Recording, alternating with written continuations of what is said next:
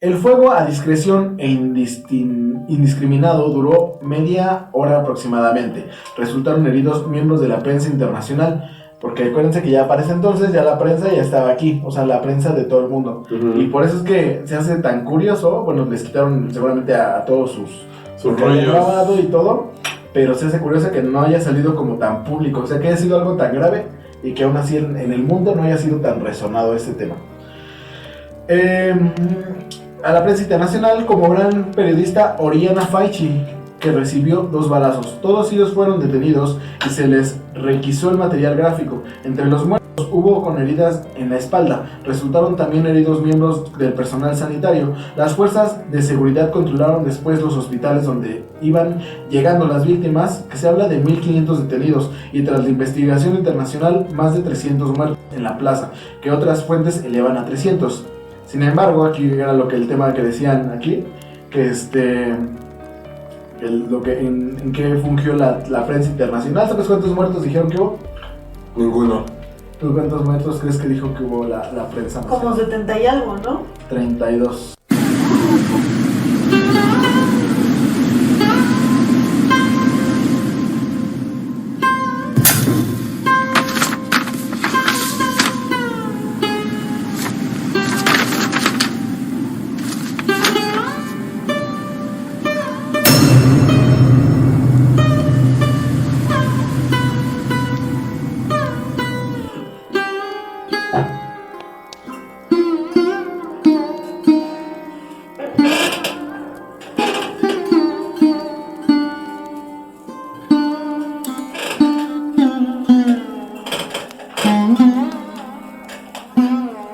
Bienvenidos a Relatos de la Fogata, el lugar donde les contamos las historias más escalofriantes, misteriosas y sorprendentes y divertidas de México y el mundo. Cada semana exploraremos una nueva historia, un nuevo tema, una nueva leyenda, desde las más antiguas y clásicas hasta las más modernas y urbanas. ¿Quieren saber si existen los vampiros, los fantasmas, los extraterrestres o los unicornios? Entonces no se pierdan este podcast donde les revelamos todo lo que siempre quisieron saber y nunca se atreverán a preguntar. Prepárense pues para pasar una noche inolvidable junto a la fogata, así que comenzamos. Bueno, estamos aquí, pero me sentí como que muy loco esa... Sí, ya se apagó esa fogata. Estaba muy padre y ahorita ya no. Como que nos quería quemar, güey. La quería quemar. Y como ves, ya estamos estrenando aquí. Estamos estrenando nuevos props. Nuevos props para darles un mejor servicio. Un mejor servicio. Sí, para que nos den 5 estrellas de una vez. Nos estamos actualizando. Solo que no me acomodo todavía. Sí, también yo todavía soy como Muy raro. alto, pero ya vamos a agarrarle. ¿Qué comparas de esos? Que me costaron como 20 pesos. Los primeros. Pero mira, aguantaron. Están chidos, sí, ya. Hasta que los tuvimos que jubilar a la fuerza. Claro. Pero duraron. Pues bueno, el día de hoy vamos a hablar justamente de qué vamos a hablar el día de hoy. De jubilaciones. No, de Deadpool. ¿De Deadpool? Sí, Deadpool contra Wolverine. Spoilers. Estoy muy hypeado. Y te digo algo, el viernes la fui a ver otra vez. Ah, sí, con quién. Me habló esta chava Michelle. Ajá. Me dice, güey, no tengo a quién ir.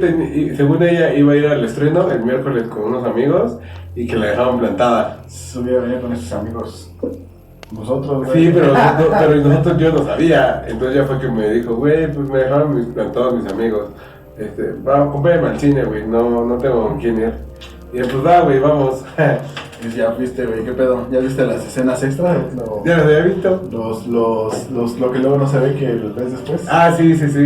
Pero ¿sabes qué? ¿Qué sí noté? El cine, no sé si sea la zona o qué pedo, pero cuando... Y yo voy a hablar por el hype que tenía ese día, el miércoles que la fuimos a ver.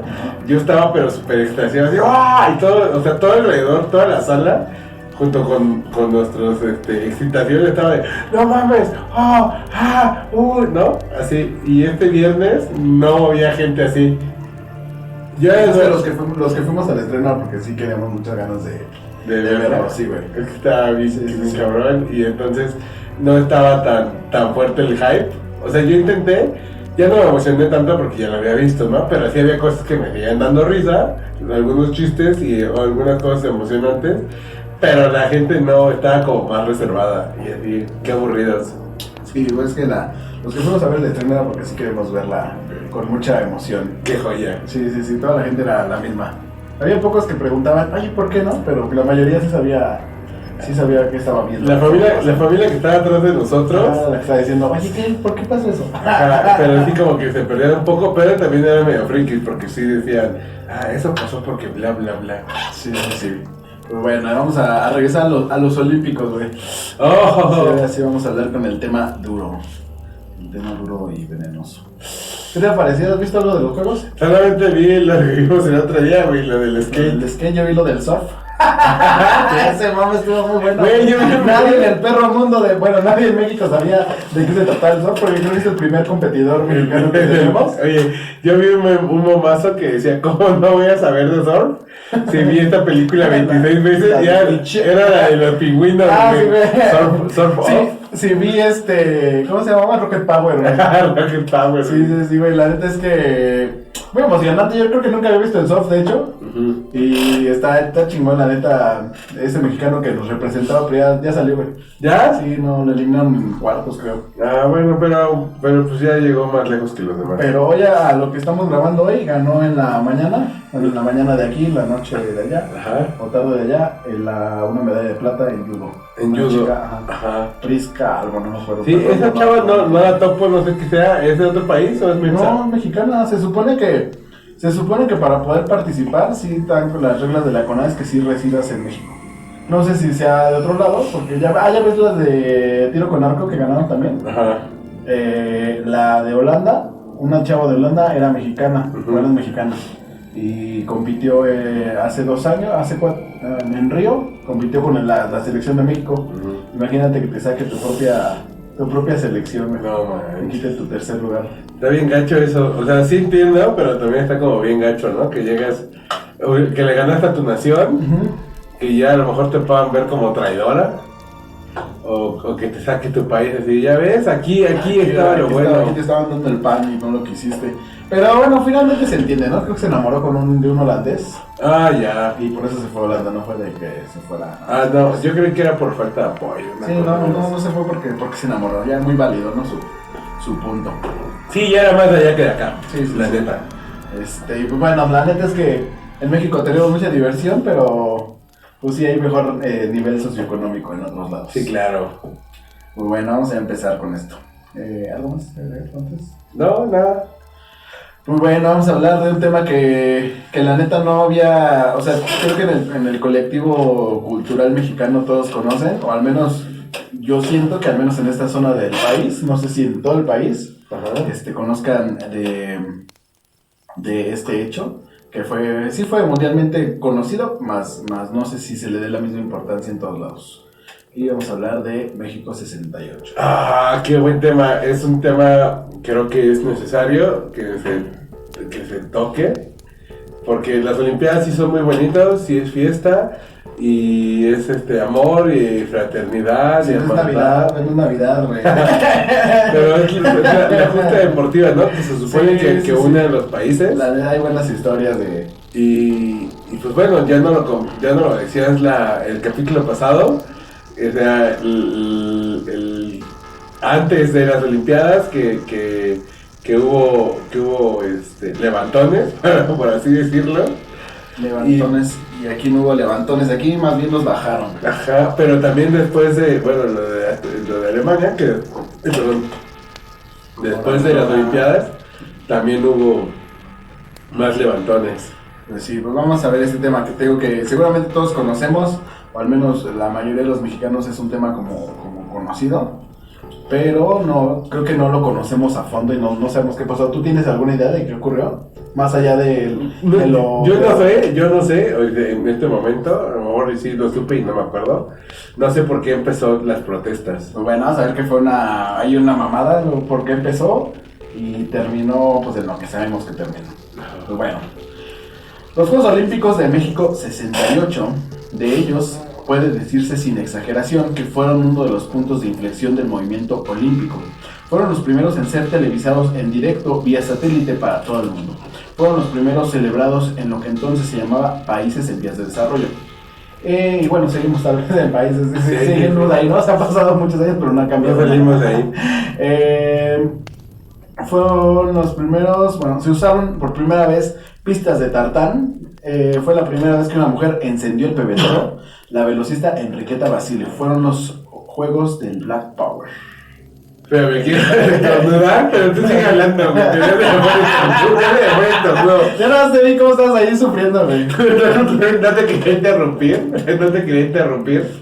Hasta aventé el micrófono para allá porque dije, voy a estornudar. Pero ahora como estás estrenando, güey, ya, alevose para acá. Es el pretexto. Bueno, pues bueno, ¿cómo ves, güey? ¿Conocías eso de los Juegos Olímpicos? Yo no sabía, en ese todavía estaba planeado yo, seguramente ni mis papás. Ni mis papás, ¿no? Mis papás estaban planeados todavía. ¿No? No, para ese momento todavía no, mis papás son del 72, algo así. Ay, qué jóvenes tus papás. Mi mamá era del 59, 58. A tu mamá sí le tocó. Ajá, sí, mi mamá sí lo vio. Fueron, eso fue lo que presidió en México 68. Entonces realmente fueron, también hablamos de Alemania la semana pasada y también tuvieron ahí su colaboración, ¿no? Al mundo, esto de la ¿cómo se llama? Se me fue la palabra, de la antorcha. Ajá. Del recorrido de la antorcha que va desde acá. Lo del cine, lo de los documentales y toda esa onda. Sí, pues México sí hizo un antes y un después de los Juegos Olímpicos, como ven. Pues bueno, si no saben, ¿tú sabes lo que es el Black Power? Si no saben nada, mejor váyanse, sí.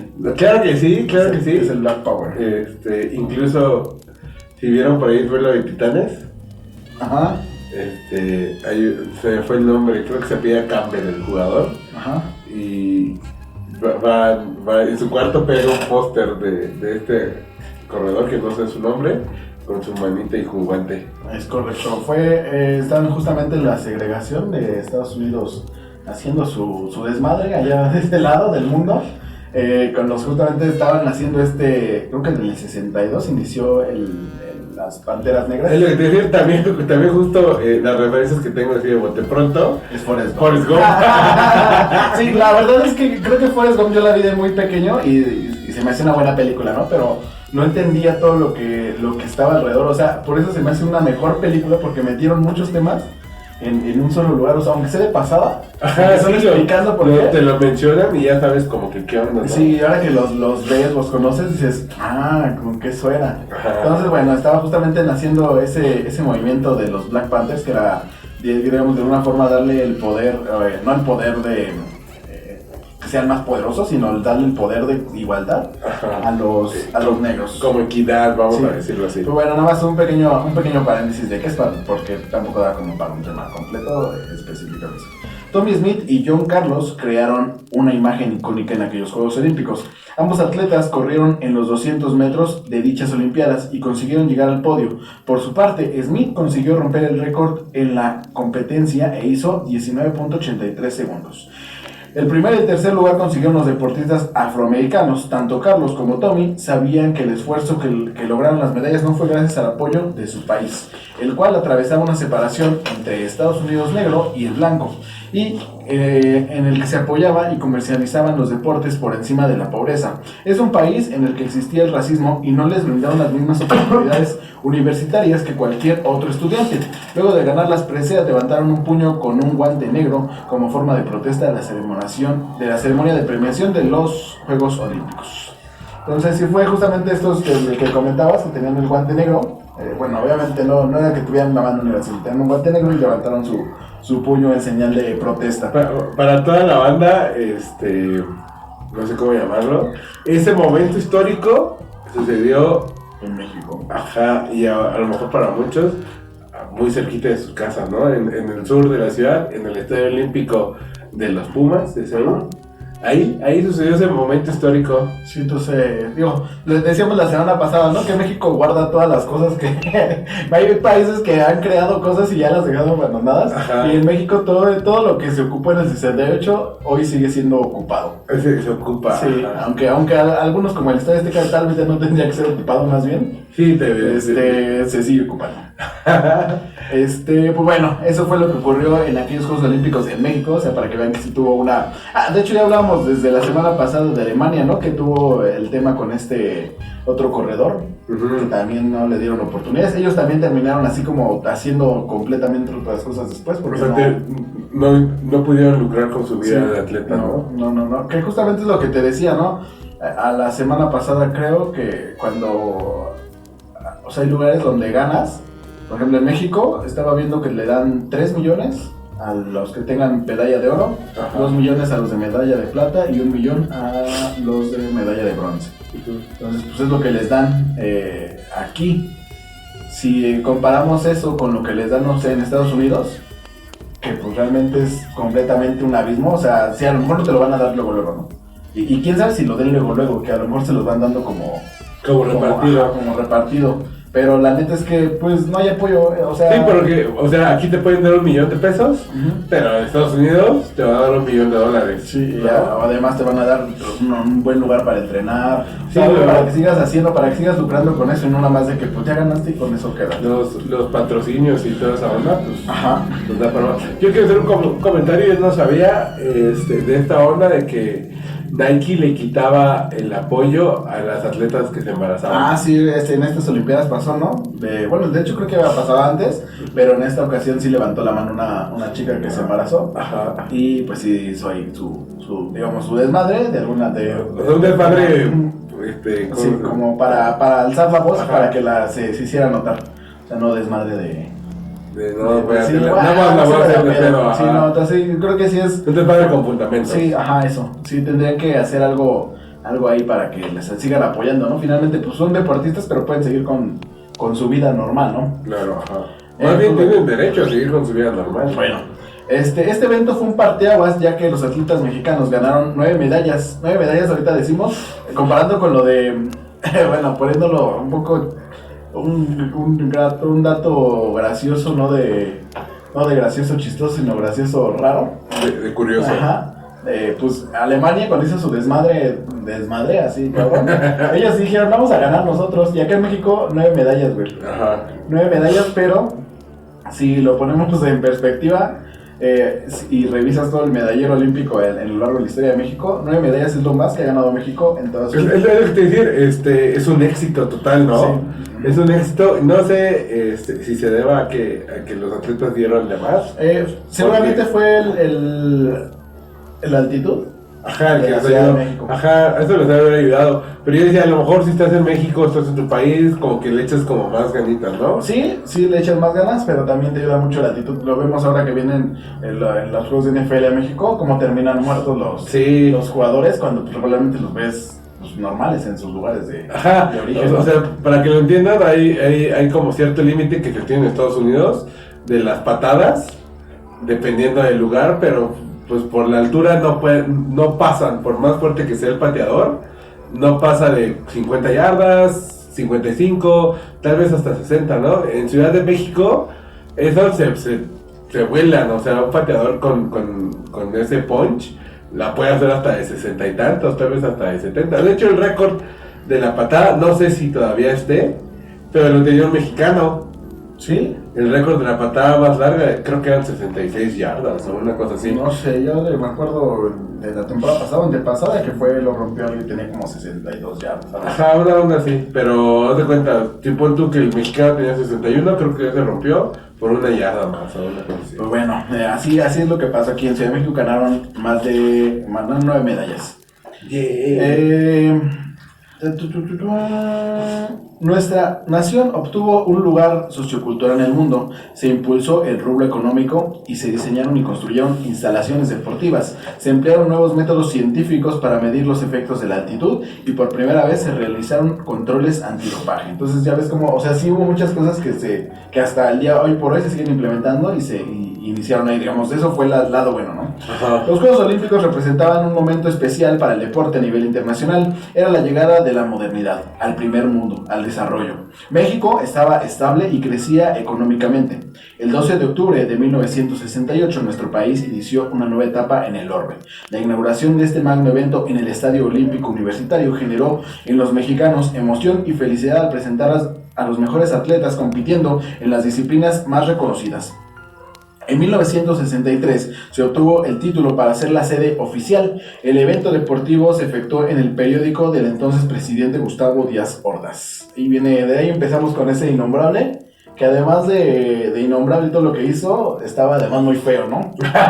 Sí, o sea, creo que ya desde ahí desconfiaba. De hecho, yo pensándolo, digo, ¿cómo ganó ese vato, no? O sea, los candidatos regularmente ganan. Digo, estamos en otro tiempo, ¿no? Pero ese entonces los imponían y era el que ganaba, ¿no? Pero hoy por hoy yo creo que nada, aunque fuera el mejor personaje del mundo, creo que sí no te confías tanto tu vida, ¿no? Sí, o sea, yo creo que ahora la gente se va con esa onda de, pues este güey tiene carisma, este güey se ve como que sí como que sí la va a armar, más que por sus cualidades políticas y para dirigir una nación. Pero sí dices, güey, este mano se ve que no tiene nada. Sí, parece un villano, desde que lo ves, es el villano de la película. Sí. A pesar de ello, también se vivió un gobierno con diversos movimientos sociales que repercutieron en la imagen de la nación ante el mundo. No es de extrañar que el Comité Olímpico Internacional no quiera recordarlo, porque su papel fue vergonzoso, y aunque sea explicable, dado que a su frente estaba el siniestro Avery Brundage. Avery Brundage fue el personaje del capítulo anterior que terminó culminando que Estados Unidos sí fuera. Ajá. En ese momento era el director del... Oye, pero ¿cuántos años habían pasado? ¿Ya como 20 y tantos? No tanto, eso fue 36, esto fue 68, como 32 años. Ajá. Entonces, en ese momento él era director del deporte de Estados Unidos, olímpico de Estados Unidos, y en ese momento ya era director internacional de los Juegos Olímpicos. O sea, había escalado en todo este tiempo, sí. Su carrera creció. Sí, siguió haciendo sus fechorías. Entonces, pues ya desde ahí vemos que todo está mal, porque seguramente si Estados Unidos no hubiera asistido a los Juegos Olímpicos del 36, tal vez hubiera sido otra cosa lo de la Alemania y de todo lo que ocurrió en esa batalla. Nunca lo sabremos. Bueno, 4 años más tarde, no hubo ya forma para cerrar los ojos ante las víctimas del terrorismo de Múnich 72, pero los cientos de muertos de la matanza de Tlatelolco del 2 de octubre de 1968 tuvieron mucho que ver con los Juegos Olímpicos que arrancarían en la misma Ciudad de México 10 días más tarde, para empezar la misma celebración de los Juegos. Se temía por la celebración de estas Olimpiadas debido a que días anteriores había ocurrido algo en Tlatelolco. O sea, imagínate que ocurrió algo tan grande que ahorita vamos a ir entrando más en eso, y se minimizó tanto que siguieron las cosas así de no pasa nada, vamos a continuar. Si bien es cierto la violencia revolucionaria, también es otro tema, estamos en 68, la revolución por ahí de 1910-20 apenas iba terminando la revolución mexicana, entonces todavía traían esa hambre de lucha. Digamos que hay 50 años de diferencia, pero a lo mejor no es tanto. No es tanto. Además de eso, en varios países, ahorita vamos a seguir entrando, pero ya seguía esta onda de revolución. En Cuba ya estaba esa revolución, la revolución cubana. Uh-huh. Entonces ya traemos como toda esa onda. Si bien es cierto que la violencia revolucionaria había acabado, ahora comenzaba una violencia política. Era un país que, además de tener una estabilidad económica, mantenía una política de represión y violencia ante el enemigo de ese momento, como lo fue el movimiento estudiantil. Retrocediendo en el tiempo, desde 1945 el mundo vivía una guerra fría que a veces se calentaba. El fascismo había sido vencido y casi aniquilado, y los bloques capitalista y socialista, ambos democráticos, según se proclamaban, compitiendo también para ver cuál era la democracia más perfecta. Habían arreglado un modelo de convivencia en el que lo fundamental era la estabilidad, no meterse en un corral ajeno. Cuando tal cosa se intentó, como en Corea, Vietnam o Cuba, habían surgido conflictos bastante serios y se permitía que cada cual arreglase sus asuntos, como los Estados Unidos en Guatemala, o Irán, o los soviéticos, o la RDA, o en Hungría. Y esa parecía ser la divisa de los nuevos tiempos, la estabilidad. En África, territorio virgen, se competía para ver quién plantaba más banderas. En América, en el sector occidental, el bloque opuesto no apoyaba mucho a quienes querían cambiar las cosas. Entonces ya es como un contexto internacional. Ajá, de cómo todo lo que está sucediendo en el mundo, ¿no? En esa época. O sea, no fue algo específicamente de México, o sea, ya era algo global lo que estaba ocurriendo. Ajá. Solamente que, pues, en aquel momento los estudiantes, o sea, las personas grandes, como justamente venían del tiempo revolucionario, pues ellos no querían tantos pedos, ¿no? Porque lo vemos como muy fácil a lo mejor, pero creo que una guerra, sea como sea, es muy complicada. Ayer justamente me eché en esta película que se llama Civil War. Ajá. Capitán América, no, es cierto. Creo que está en Netflix, véanla. Trata de unos reporteros en un futuro distópico de Estados Unidos que tiene una guerra civil. Entonces todo este pedo de la guerra y pues yo lo estaba viendo del lado de... A mí me gusta la fotografía, entonces el pedo de ver cómo ellos que tienen que ser como neutros. Uh-huh. Y no pueden intervenir en las situaciones que están pasando a su alrededor, como frente a ellos. Sí, así, güey, ¿cómo chingados le hacen, no? Y entonces la gente, después de toda esta onda de lo que acabas de mencionar de la Guerra Fría, de la revolución en Cuba y toda esa onda, o sea, el mundo todavía estaba muy tambaleante. Ahorita vivimos relativamente años de paz, ¿no? O sea, hay situaciones que están pasando ahorita como en Ucrania, como en Venezuela, güey. Como en Israel, como en Venezuela. Que Maduro otra vez se impuso ahí. Y tómala, ¿no? O sea, relativamente son tiempos de paz, pero antes era como muy constante. Muy constante ese pedo de un golpe de estado en fulano de tal, hay guerra en tal lado, y ahorita pues a nosotros como que se nos hace muy... No manches, qué feo, pero... Sí, además muy distante, pero no tan distante tampoco. Por ejemplo, ahorita lo de Venezuela, o sea, si la gente empieza a querer hacer algo, seguramente se viene una revolución por ahí. Digo, habrá que ver la represión. Ya he habido videos donde te están desviviendo gente en Venezuela ahorita por querer oponerse y eso. Pero pues bueno, eso es lo que nos toca vivir y pues seguimos en el mundo, ¿no? También en lo que está ocurriendo en Rusia y eso, que parece que ya se enfrió un poco, pero pues sigue. No, sigue, no, a lo mejor ya no estamos como tan candentes con esa noticia, pero también el pedo de Israel, ¿no? Bueno, Israel lleva toda su vida o sea, ahorita lo vemos, a lo mejor lo conocemos por los misiles y por todo eso, pero Israel en realidad toda su historia completa ha estado en disputas, sí. Entonces, vivir en esa época. También yo me aventé la de Pancho Villa, la que hicieron en Star Plus. La serie. La verdad está buena, o sea, sí tiene sus... Yo creo que Pancho Villa sí era un personaje muy complejo, que sí era un villano, que sí era también un héroe, que sí era un desalmado.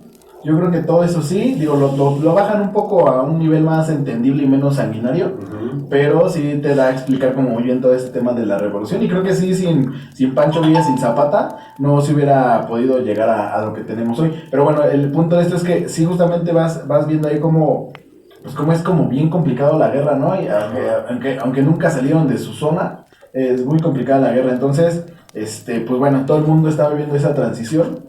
Y se venía, y lo que iba anterior es que pues, los adultos, a lo mejor los adultos querían ya, ¿sabes qué? Yo no quiero pedos. Ajá. Pero entonces empezó a hacer todo este boom en el mundo y ya se empezó a hacer un poco más la globalización, porque justamente México ya entró con televisión vía satélite, que quiere decir que ya era para todo el mundo. Entonces ya también noticias de todo el mundo llegaban a México. Digo, ahorita lo vemos como bien loco, ¿no? Porque ya con internet, luego te enteras de todo, ¿no? Sí, hasta lo que sucedió en el pueblo más remoto de Asia o de Rusia, lo ves a los 5 segundos. Ajá. Y no es lo mismo verlo que escucharlo, porque sí había radio a lo mejor y ya te contaban las historias, pero pues te las imaginabas, ¿no? Pero el hecho de ya ver algo diferente, pues ya entonces ya a ti te hace sentir algo diferente. Entonces de ahí venían los estudiantes, que eran, bueno, la gente joven, y por eso empezó a surgir este movimiento.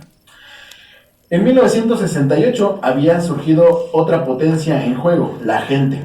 A esa gente a la que se le había ofrecido en ambos bloques la promesa de un sonriente futuro material, a la que se habían ofrecido impuestos y certezas ideológicas. Había salido muy escarmentada de la guerra mundial y ellos y sus hijos habían empezado a cuestionarse cosas. En 1968, rebeliones más o menos sociales y en algunos casos hasta armadas se extendían por todo el mundo. En Estados Unidos los jóvenes consideraban que no tenían por qué ir a combatir el comunismo en Vietnam. En Checoslovaquia se quería salir del paraíso socialista, cerrado por el telón de acero. En Francia, de Gaulle se habían descubierto la playa bajo los adoquines. Sonaba música pop ante las extrañezas y furia de ídolos como Frank Sinatra o Elvis Presley. Las mujeres se ponían minifalda y los hombres se dejaban la melena. Toda la gente bien pensante, capitalista o comunista se alteraba.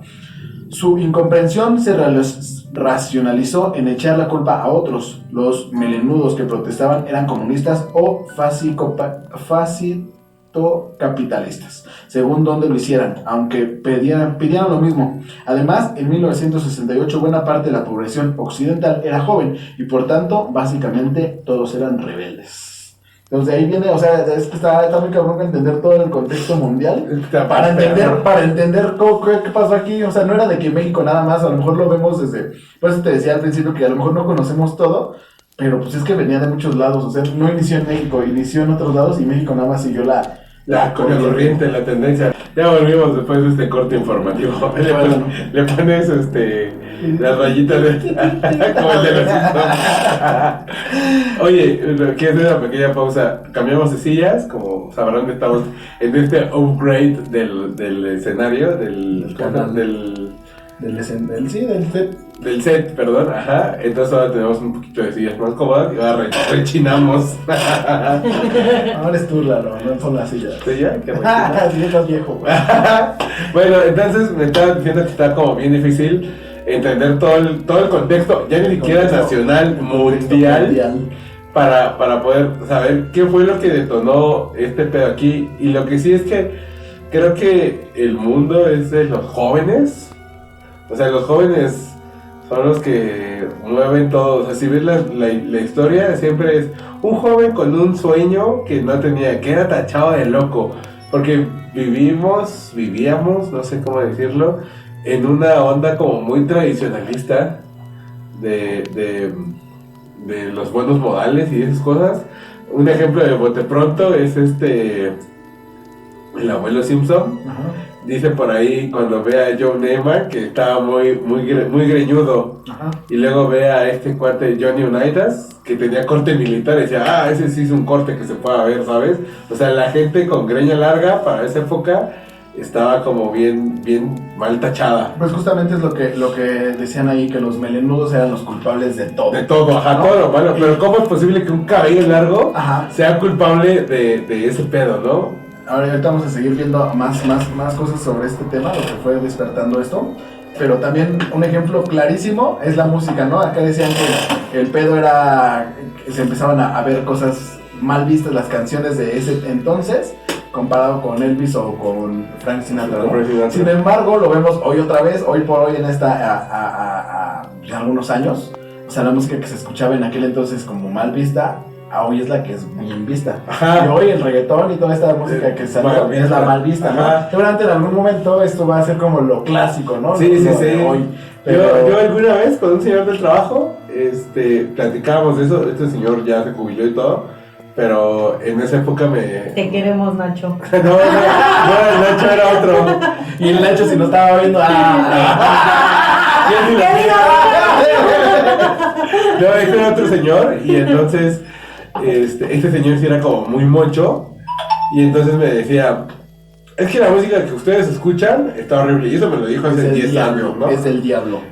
Que nada como lo que yo escuchaba, como unos bonitos tríos, ¿no? Uh-huh. Y acá no sé cómo suenan los tríos, ¿no? No es circo, güey. No es sonido bien. El de Somos Novios, sí. ¿No? Así como ese estilo. Y le decía, ok, va, hace 10, 20, 30 años o hasta más, esa música estaba bien, pero seguramente en algún momento de la vida alguien más viejo dijo, oye, esa música moderna tan simplona, porque creo que los tríos tienen como 3 acordes o una onda así, ¿no? Que es lo que lo caracteriza. Si lo escuchara algún otro músico más viejo, diría, ¿esa cochinada de música qué, no? Pues el rock, digamos, el del noventero, ochentero, que hoy es como de los hits. Por ejemplo, en ese entonces surgieron los Beatles, más o menos en ese tiempo. Ajá. O sea, en ese tiempo los Beatles eran música revolucionaria, güey. Sí, y ahora se me hace súper teto. Y ahora hoy es música acá clásica y que es acá está bien bonita y bien hecha y bien todo, ¿no? Entonces ahí vienen surgiendo esas cosas. De México había dicho un intelectual que estaba demasiado lejos de Dios y demasiado cerca de los Estados Unidos. Además, era un país con honda tradición revolucionaria. Una revolución había acabado con el Imperio Español y llevado a cabo la independencia. Otra revolución había acabado con el imperio que había tratado de imponer a Francia en el siglo XIX. Una tercera revolución había tratado de dar poder a las masas desheredadas a principios del siglo XX. De aquella revolución de Villa y de Zapata había salido el México moderno, gobernado desde 1946 por un partido político cuyo nombre ya era una cuadratura del círculo, el Partido Revolucionario Institucional, alias el PRI, que acabó siendo conocido como una de las instituciones más corruptas de todo el mundo, ¿no? Entonces, pues vemos como México, yo siempre me he preguntado eso, ¿no? A veces siento si nos faltan huevos a México, o sea, si venimos de tantos pedos, o sea, México... No sé, ni siquiera en su tiempo prehispánico. Ajá. O sea, en ese tiempo eran también de putazos todo el tiempo, güey, para tener lo que ellos querían. Después de eso, ya los españoles lo sacan, hay una historia como muy compleja, pero terminan siendo también mexicanos como españoles. Está mintiendo mi teléfono, ajá.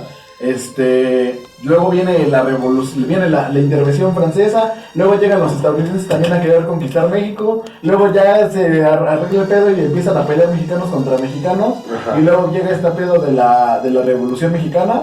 O sea, siempre había ido como ese constante lucha para tenerlo, pues, lo mejor para México, ¿no? Entonces no sé en qué momento se termina como, bueno, seguramente, pues lo que decíamos, ¿no? La estabilidad, buscar estabilidad, pero en algún momento, pues cuando llega el PRI, como que todo se empieza a... Es que hay algo que yo no entiendo y es algo como bien fuerte, creo yo, porque en qué momento, yo supongo que antes de la conquista española no había como esa corrupción, ¿no? O sea, había poderes, obviamente, ¿no? Yo creo que sí había corrupción, de hecho lo vamos a hablar ahora, no sé si en este año, si nos da tiempo, pero sí había corrupción, o sea, la corrupción siempre había existido, pero existía ¿cómo se llama? Ese impulso de lucha. Ajá. Para obtener que las cosas fueran justas. Sin embargo, incluso cuando entra este partido que en sus siglas, y a lo mejor luego no lo hacemos presente, ¿no? Porque nos el PRI nada más, pero era el Partido Revolucionario, o sea, el partido que quería cambiar al país.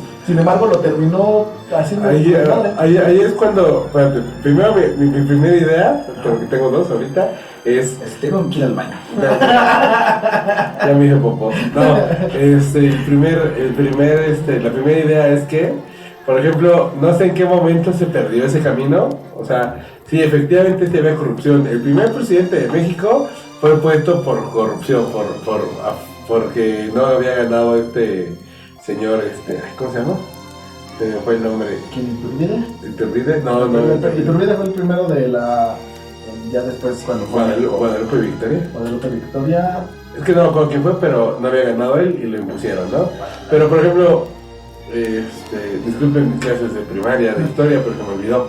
Pero, por ejemplo, países como Japón, ¿no? Países como Japón que estuvieron 100, 200, 300 años en guerra, entre ellos mismos, con clanes y toda esa onda, a entrar a la guerra, a ser despedorrados en la guerra y hacer el país que es ahora, ¿no? O sea, ¿en qué momento nosotros no pudimos seguir ese camino? Sí, justamente Japón no es tan claro ese ejemplo en tan poco tiempo, pero China sí lo fue.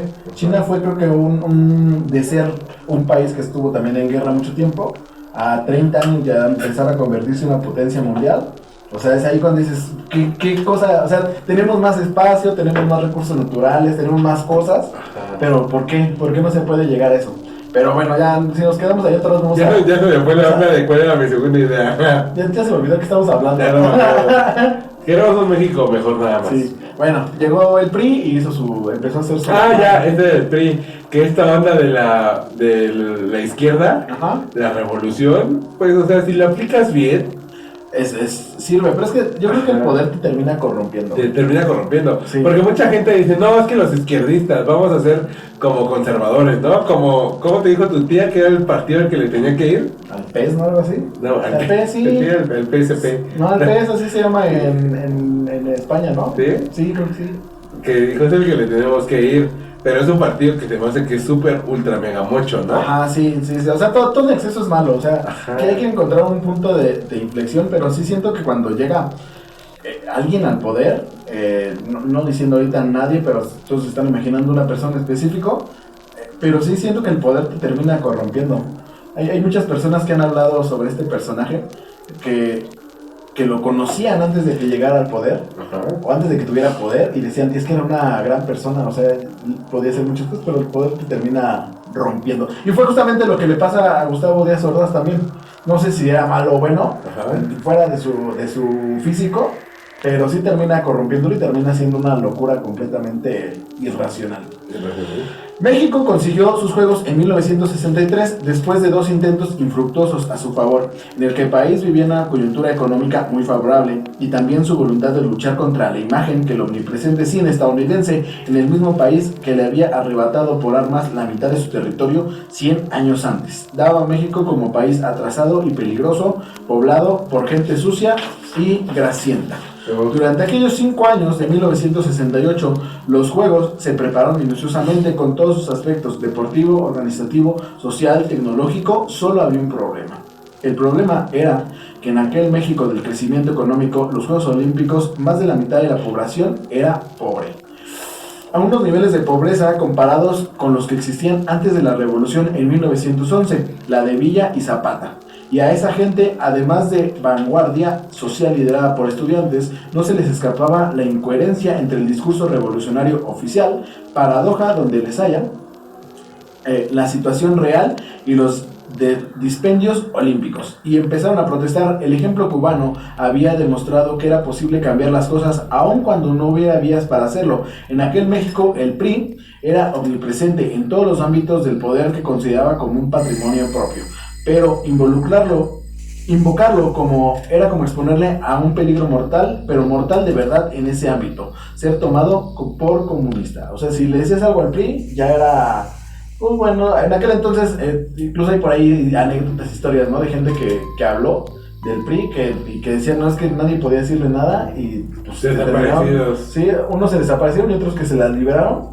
Entonces sí era como, en aquel momento sí decir algo era pues firmar tu sentencia. Entonces estos estudiantes que en general empieza en la máxima casa de estudios y el Poli, la UNAM y el Poli, y pues que tienen otro pensamiento, ¿no? Por ahí, yo fui alumno UNAM, y sí te dan otro desde que llegas, o sea, desde el minuto 1 que entras, pues vienes de la secundaria, ¿no? Vienes ahí de que tu papi y tu mami te lleven a la escuela, y que bueno, que pásate para acá, y que yo te voy a llevar a la escuela, y yo te regreso, ¿no? Y llegas, y entonces el primer día, yo me acuerdo que nos metieron a hacer un examen propedéutico, no sé cómo le llaman a esta madre, y entramos, y el primer día así nos dicen, papás afuera, no, nadie puede entrar. Entonces nada más puros desde ahí te sientes abandonado, ¿no? Y me acuerdo que el primer discurso que nos dicen, nos pasan como creo que a las canchas, no me acuerdo exactamente dónde estábamos, pero sí nos dijeron, desde el día de hoy ustedes ya son universitarios, entonces ya se acabó eso de mami, papi, o sea, como que desde ahí empieza como que te empiezan a cambiar el chip completamente de tu cabeza, güey. Creo que es como necesario digo, dado que el contexto de México es una de familia tradicionalista, muy unida, donde los papás te apapachan todo, y entonces de repente este cortón del cordón umbilical y de tajo, ¿no? Ni siquiera. Ajá, sí, no es de, oye, ahí va, ahí vienes, órale, puto, ya. Sí, es algo que no nos esperaba nadie. Además, me acuerdo que nos metieron, güey, y nos metieron nos hicieron el examen luego nos llevaron a conocer las instalaciones, que eran muy, muy grandes, en el CCH de Naucalpan. Y por último, nos metieron a la biblioteca, y cuando nos están diciendo en la biblioteca, nos dicen, bueno, ahora los vamos a vacunar. Entonces a mí ni siquiera para escapar, güey, o sea, ¿traes tu carnet? No, es que a mí me la pusieron, empezaron a decir un morro, ¿no? No, es que a mí ya me la pusieron, ¿traes tu carnet? No, entonces, órale. Entonces no había forma de que te salieras, o sea, imagínate, güey, o sea, no nada más era lo mental, sino ya pasó a lo físico, güey. Por un momento creí, güey, que me ibas a decir, dijeron, quítate la ropa contra la pared, sí, y el manguerazo, güey. Sí. No, pero pues casi, güey, la neta es o sea, creo que a nadie le gustan las inyecciones, güey. A mí sí, güey, te cuidas de volada, güey. No, pero así de que tú, ponme una inyección ya ahorita, de una vez. Sí, güey, anda aburridón. Pero estoy aburrido, güey, ponme una vitamina. Sí, güey. ¿Cómo se llama hasta que duele un chingo? ¿La B? Bellodecta. El complejo B, que duele un chingo. Entonces, pues bueno, ahí nos metieron, güey, y ya nos pusieron la inyección y ya, pues vámonos para afuera. Pero sí, desde ahí como que te empiezan, y bueno, empiezas a convivir con otras personas, es una pequeña ciudad dentro de, y eso lo estoy hablando a nivel preparatoria, ¿no? Ya a nivel universidad, pues hasta hay una ciudad que se llama ciudad universitaria, ¿no? Entonces ahí pues es un pequeño círculo de una secundaria donde a lo mejor una pequeñísima parte, una octava, no, una 16ª parte era tu secundaria. Ajá. Que eso, todo ese campus era para ti solito. Me acuerdo que incluso me perdí el primer día que fui por ahí y empiezas a vivir esto de, pues esto, a convivir con esto, con los porros, con esta gente que empieza a estar ahí hablando con su megáfono y que está diciendo, no, apoyen, no podemos permitir que esto ocurra, y tú no sabes ni por qué, pero hay gente que se para ahí y se pone a escuchar y a lo mejor dice, aquí es mi camino, entonces, como que es completamente otra cosa, ¿no?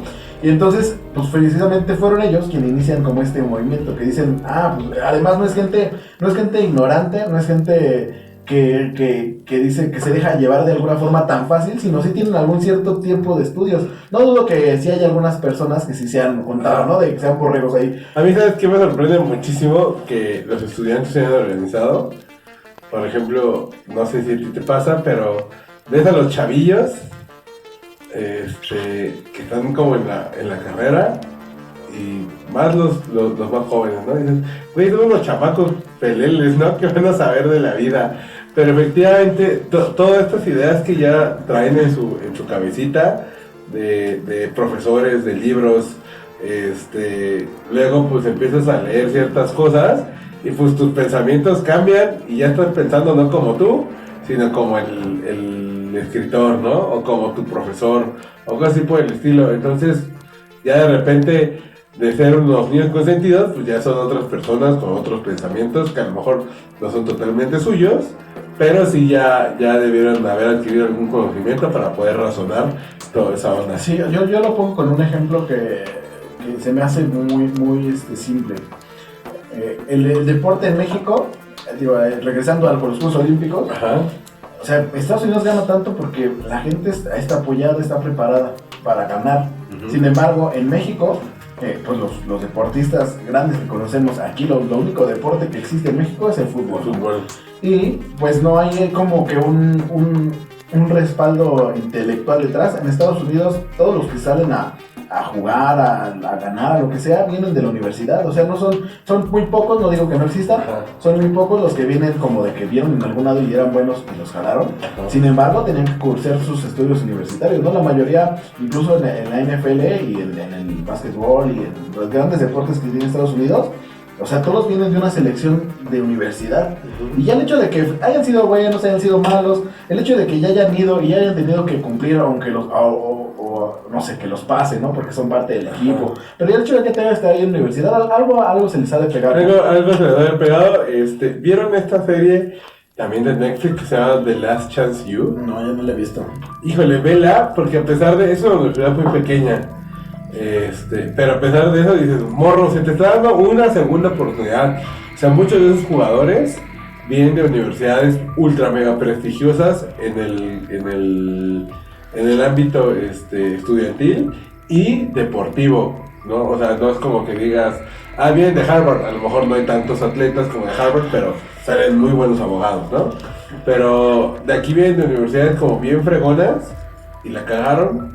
Y se le está dando el chance y la están volviendo a cagar. Y dices, güey, no mames, güey, ¿cuántos morros quisieran esa oportunidad que tú tienes? Eso sí, los mandaron al Tlaxcala de Estados Unidos, ¿no? Perdón por la gente de Tlaxcala, pero los mandaron al Tlaxcala de Estados Unidos cuando estaban en el TEC de Monterrey, y estaban en CEU, y estaban en el Poli, güey. No, pero bueno, sí, pero para cerrar mi comentario a lo que iba, es que en México, pues todos vienen del barrio, son amateur, ¿no? No, o sea, sí amateur, pero los convierten en profesionales. Por ellos mismos. Uh-huh. O sea, sí. Yo de repente, yo sé correr. Y de repente alguien lo ve y dice, oye, güey, tú eres muy rápido, ¿por qué no te vienes para acá? Ajá, sí, así es como pasa en México, ¿no? Pero en México, al menos yo pensando ahorita, seguramente puede que salga alguien que nos diga, sí, hay alguien así. Ajá. Pero no tenemos un Michael Jordan, no tenemos un Tom Brady, o algo así, o alguien que además de haberla roto, o sea, haya roto más allá del deporte. O sea, que sea después del deporte haya algo más. Aquí en México, pues no creo que no hay ningún así empresario o algo así que haya salido del fútbol, sino pues ganó su lana, incluso se la gastó. ¿Y cuántos casos de futbolistas conocemos que están ahí? Bueno, tenemos el caso de este señor que es gobernador de Morelos. Ah, bueno, pero él hago ahí mano negra, porque tampoco él creo que haya tenido muchos estudios, güey. Ajá, no, yo creo que, digo, sin ofender, pero yo creo que nulos. Sí, pero no fue por él mismo, o que sea su empresa de él, o sea, él es gobernador porque alguien lo puso. Porque aparte la mayoría de los deportistas en México, creo que cuando se retiran, su único chance de seguir chambeando es como director técnico. O como comentarista. Sí, o sea, es lo único que es a lo que más te pueden aspirar, güey. Y pues en Estados Unidos tenemos casos concretos como esos que te dije, seguramente hay más, donde, pues porque tienen algún tipo de ya inteligencia previa, o preparados para eso, incluso preparados para ganar. Porque hay gente que a veces dice ganar es muy fácil, ¿no? Pero pues no, o sea, cuando ganas también hay que saber ganar, no hay que ser, pues, de alguna forma, no sé, el América, güey, no queriendo meter. Pero América es muy mal ganador, y a pesar de que gana mucho, y es también muy mal perdedor, güey. O sea, no es un equipo que digas, bueno, ya gané, pues, tranquilos, ¿no? Ajá. Si no es así, no, chingón, ganado. Sí. Nada mesurado. Ajá, sí. Entonces, pues bueno, ahí viene un pequeño paréntesis. No me acuerdo por qué llevamos eso, pero... No sé, pero todo chido. Justo pero ¿en qué momento? La secuencia de los hechos que llevaron... por los estudiantes, güey. Sí, cállate. La secuencia de los hechos que llevaron a la masacre del 2 de octubre de 1968 en la Plaza Tlatelolco, o de las Tres Culturas, comenzó en unos 2 meses antes, al grito de no queremos Olimpiada, queremos revolución. Los estudiantes habían iniciado movilizaciones a final de julio. Ya había tenido lugar incidentes en los que habían participado elementos policiales y gubernamentales infiltrados en los estudiantes, y que habían sido brutalmente disueltos por el batallón de granaderos antidisturbios de la policía. Aquí es cuando inicia esto, inicia 2 meses antes, inicia en un conflicto, según algunos dicen, que fue un conflicto político de externos, que no creyeron que iba a llegar a tanto. Inicia entre, según lo que dicen, entre un partido de fútbol, con alumnos de la vocacional 5, me parece, y con una universidad privada, que no era afiliada a la UNAM, que se llamaba Isaac Ochanterena, algo así se llamaba la universidad, y ahí inicia ese desmadre.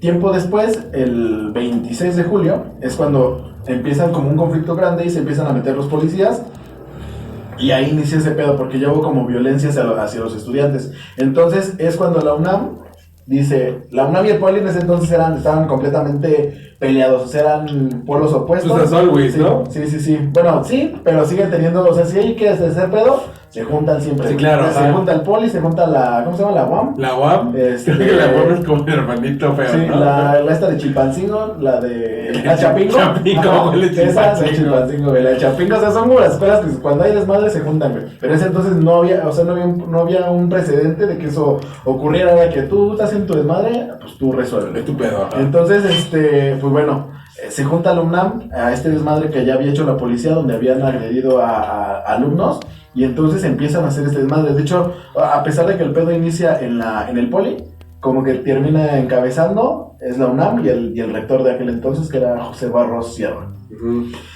Bueno, ya habían entrado los policías, incluso, no lo puse aquí como detallado, pero ya para creo que un mes después, unas semanas después, se van a San Ildefonso, a la escuela, y derriban la puerta milenaria o centenaria con una bazooka. No mames. Los policías, entonces ya no dices, no mames, o sea, ni siquiera estás cuidando el patrimonio cultural de México. Porque aparte, el colegio de San Ildefonso, ya es que está el antiguo colegio de San Ildefonso y el colegio de San Ildefonso, son puertas gigantes, son puertas de estos edificios coloniales, que son de este grueso y altísimas, ¿no? Que tienen como 3 metros o hasta más de altura. Muy bueno, la tiraron los policías, les valió madres. Se apagó la fogata. Es un movimiento de protesta de la fogata. Sí. Al grito de no queremos Olimpiada, queremos revolución, los estudiantes habían iniciado movilizaciones. A finales de julio ya habían tenido lugar incidentes en los que habían participado elementos policiales y gubernamentales infiltrados. Bueno, esto es lo que dijimos, que entraron los granaderos. El 30 de julio, una manifestación de protesta por la brutalidad policíaca trató de llegar a la Plaza del Zócalo, donde estaba situado el poder ejecutivo y que ocupaba Gustavo Díaz Ordaz. La disolvieron la policía y el ejército. Ahora, aquí hay algo que tampoco a lo mejor hoy por hoy se nos hace sorprendente, pero antes no había manifestaciones para nada. O sea, no había manifestaciones porque el gobierno te apagaba luego. Entonces, hoy que conocemos, hay manifestación y pedo, ¿no? Chingamos. Pero esto surgió de ahí, o sea, el precedente de que todas esas personas que hacen hoy su manifestación... Gracias a estos chavos. Sí, o sea, sí tuvieron su parte importante, que algunas dices, esa mamada que no, ¿por qué están...? Sí, tanto las morras estas que se manifiestan, como los que... ¿Cómo se llaman estos cuantos güey chicas que fueron a protestar? Como el mismísimo presidente cuando tuvo, antes de ser presidente, todos esos cuates, por este sacrificio de estos jóvenes, ¿no?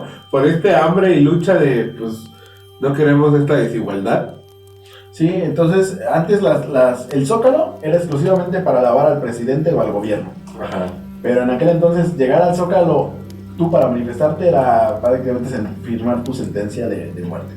Después ambas fuerzas procedieron a ocupar Ciudad Universitaria y el Instituto Politécnico Nacional. Los estudiantes de ambas instituciones de muy distintas extracciones sociales e ideológicas unieron sus fuerzas. Posteriormente y a las manifestaciones tuvieron a su frente a Javier Barrios Serra, el rector de la universidad. Este puso la bandera mexicana en ella a media asta en protesta por la violación de la autonomía universitaria, lo que indignó a los sectores más nacionalistas. Por eso, pues, seguramente, aunque no lo conozcan, el nombre de José Barrios Sierra les llega a sonar, porque fue como alguien importante en este movimiento. Ajá. Y también por eso es que la otra vez que fuimos a CEU, que no podía, estaban como la propia seguridad dentro de CEU y no había policías, justamente preguntamos eso. O sea, justamente fue por este movimiento que dijeron, no, aquí esto es completamente autónomo, esta es otra ciudad. Nosotros nos encargamos de nosotros mismos. Los tienen su propia seguridad.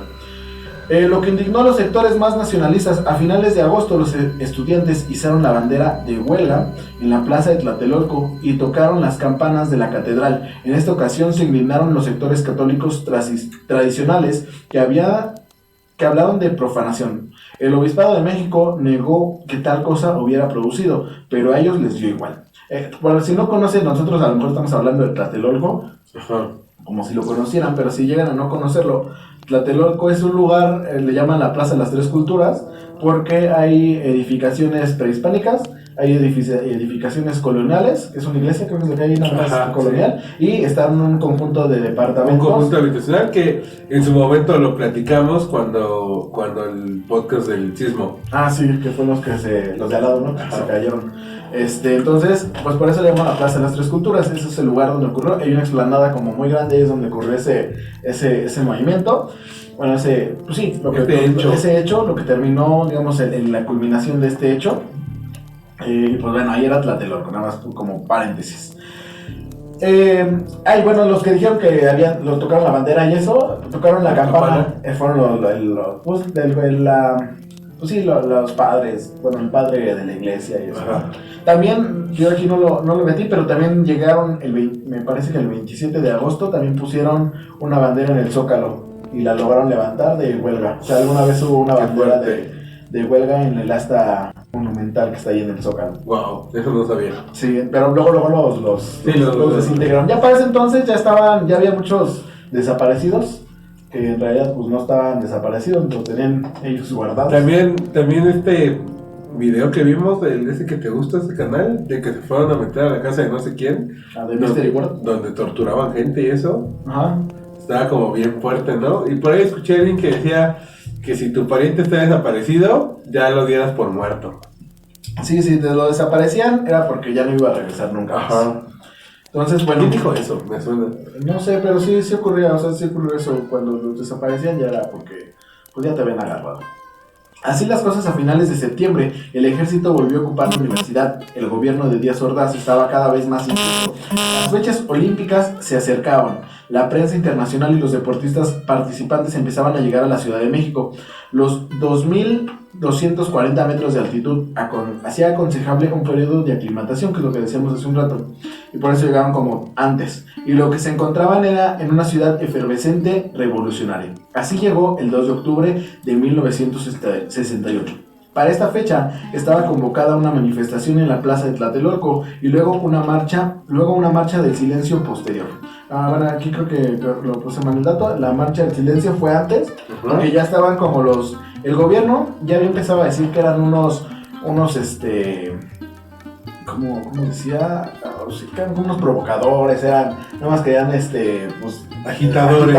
Sí, no querían que no se llevaran a cabo las olimpiadas de forma tranquila y todo eso. Entonces por eso se hace esta marcha del silencio, que no creo que fueron más de 100,000 personas las que asistieron, con una tapada su boca con un masking, precisamente para que ellos demostraran que ellos no querían hacer desmadre, que ellos lo que querían era que se les dieran su pliego petitorio que habían mandado. Ahorita no me acuerdo qué era, pero entre ellos estaba que liberaran los presos políticos, que se desaparecieron a los granaderos, que se les diera su lugar, no recuerdo todos eran creo que 6 puntos, pero era lo que querían ellos, o sea, era lo único que querían. Oye, ¿y cuántos años después deshicieron los granaderos?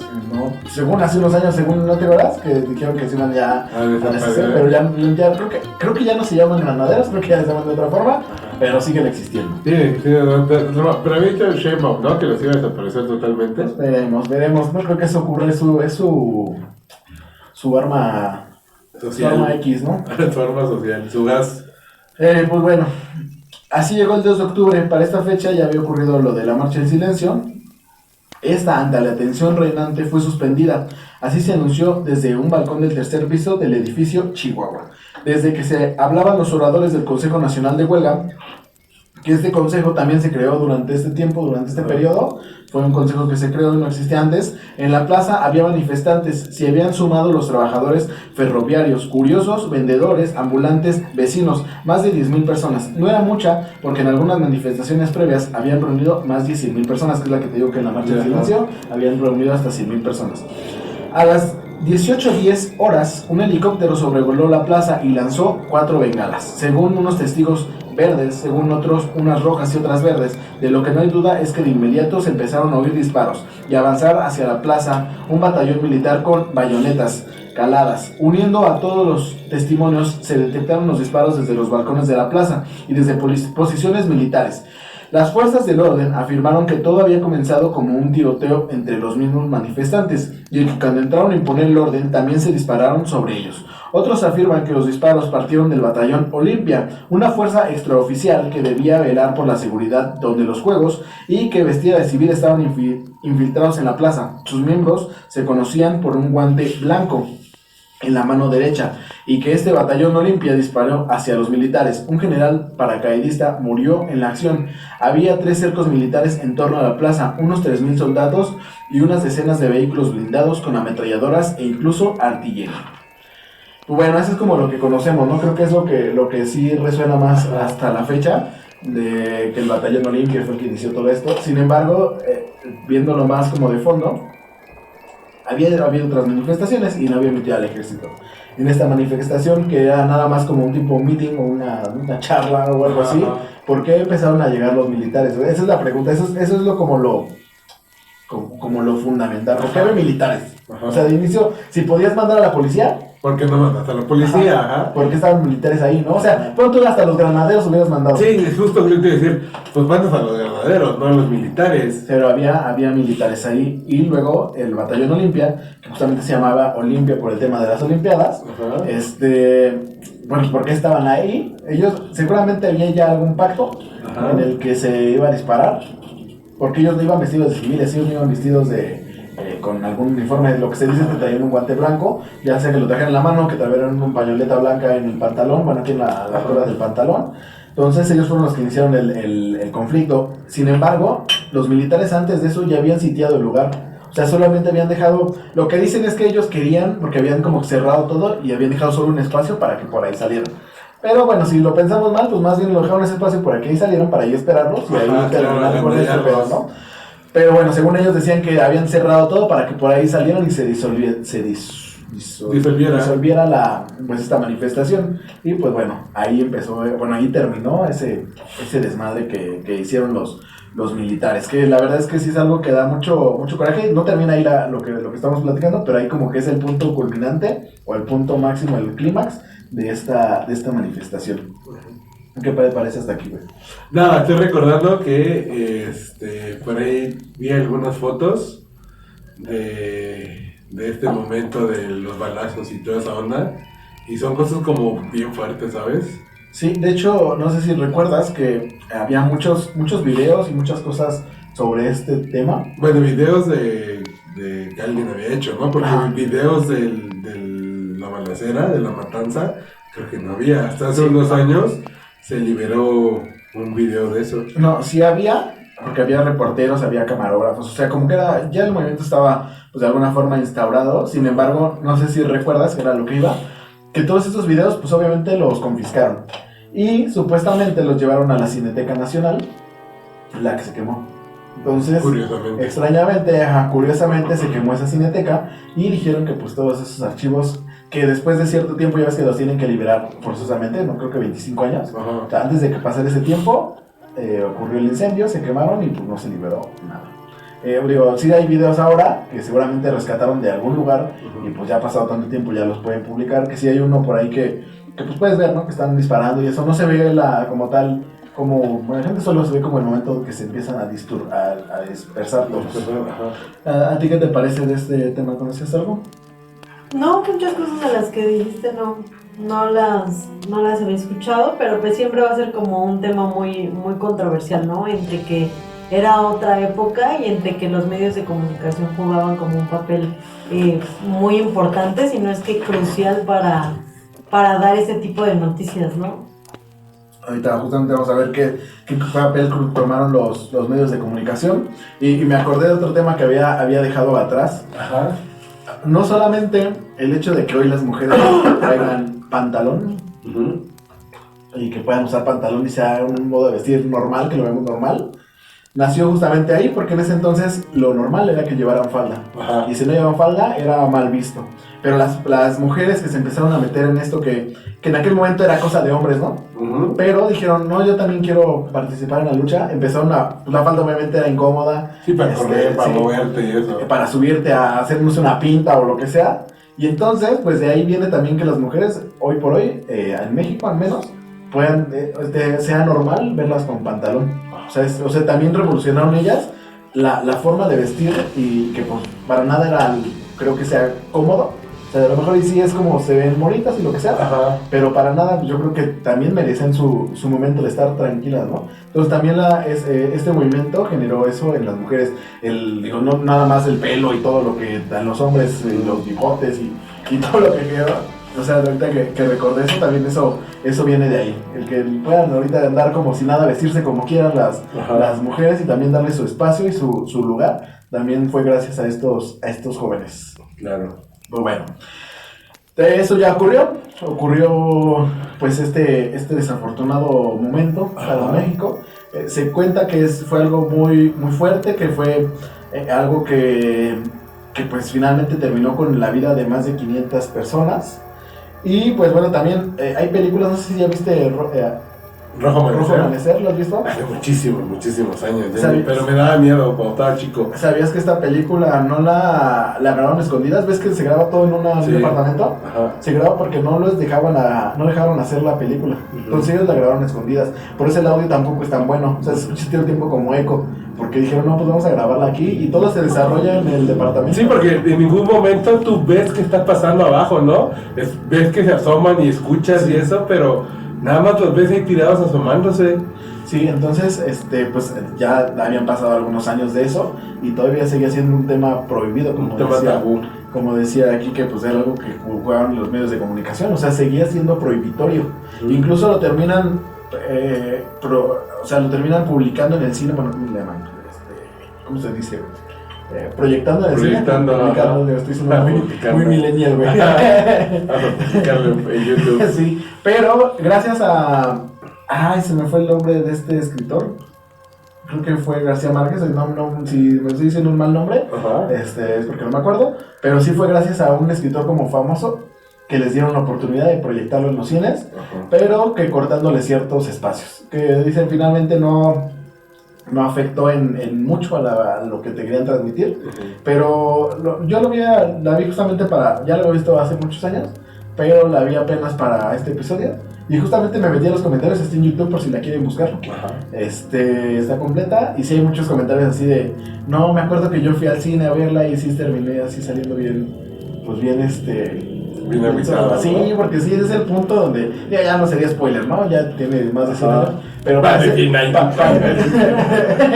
pero parece que todo va a terminar bien. Ajá. Y termina mal, ¿no? O sea, terminan todos muertos, todos están ahí Sí. en el departamento. Ajá. O sea, sí es algo bien duro, ¿no? También está la de Tlatelolco, una nueva. Esa es nueva, entre comillas, tendrá menos de 5 años. Creo que salió en el 18. Tendrá menos 50 años. Ay, sí, No, de hecho salió creo que para el aniversario 50. Aniversario 50. Ajá, esa película, la de Tlatelolco verano del 68, algo así se llama. Ujú.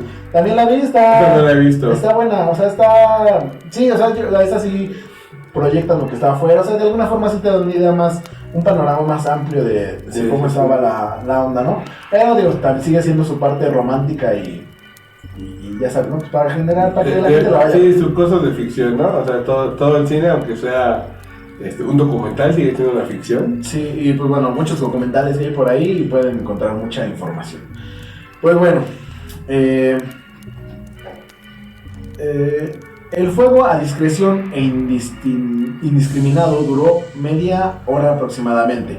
Resultaron heridos miembros de la prensa internacional, porque acuérdense que ya para ese entonces ya la prensa ya estaba aquí, o sea, la prensa de todo el mundo. Ujú. Y por eso es que se hace tan curioso, bueno, les quitaron seguramente a todos sus Sus que habían rollos. grabado y todo, pero se hace curioso que no haya salido como tan público, o sea, que haya sido algo tan grave y que aún así en el mundo no haya sido tan resonado ese tema.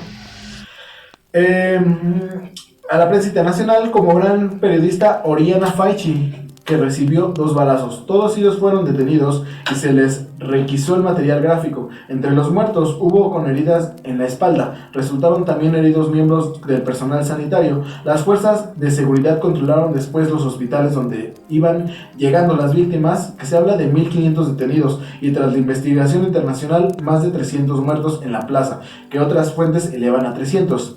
Sin embargo, aquí era el tema que decían aquí, que en qué fungió la prensa internacional. ¿Sabes cuántos muertos dijeron que hubo? Ninguno. ¿Tú cuántos muertos crees que dijo que hubo la prensa nacional? Como 70 y algo, ¿no? 32. Sí.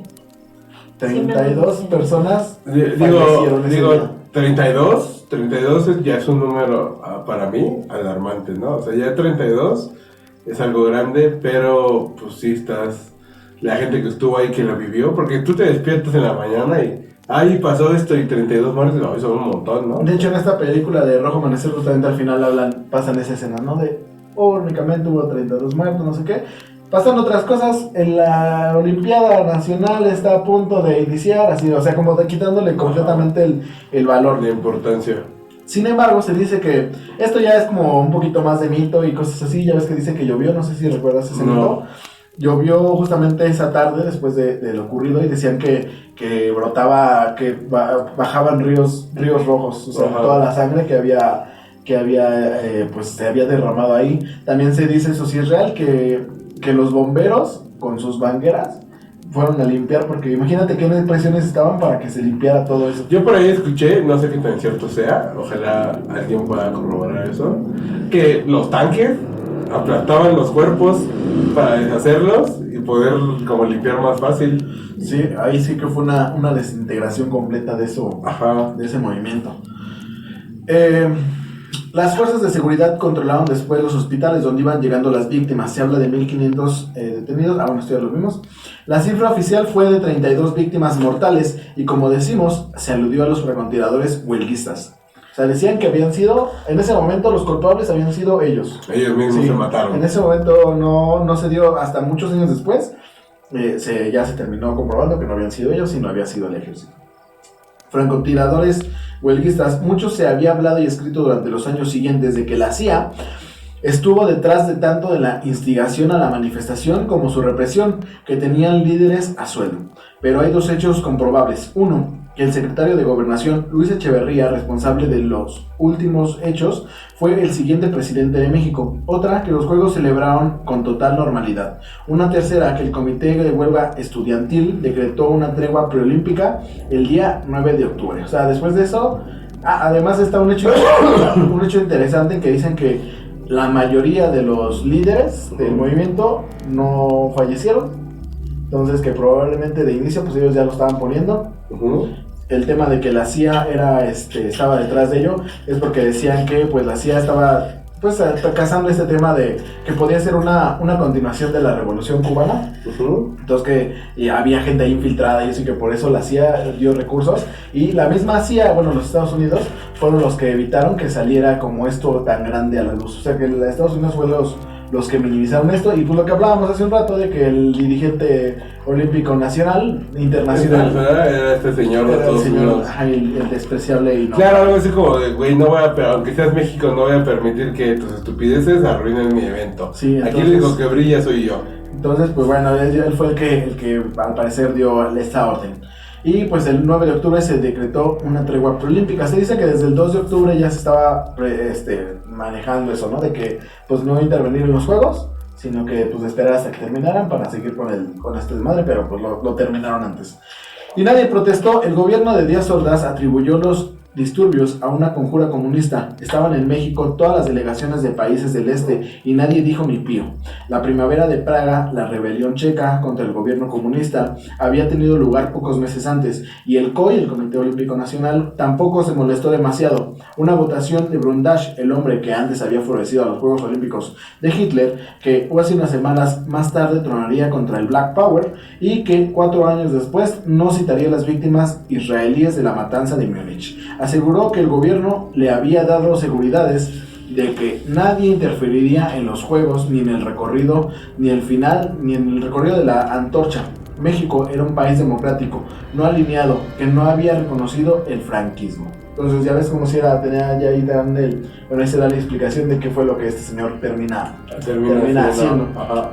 Y así, el 12 de octubre, después de estos hechos, Enriqueta Basilio, por primera vez una mujer, también ese es un tema como interesante, fue la primera vez que una mujer enciende el pebetero olímpico.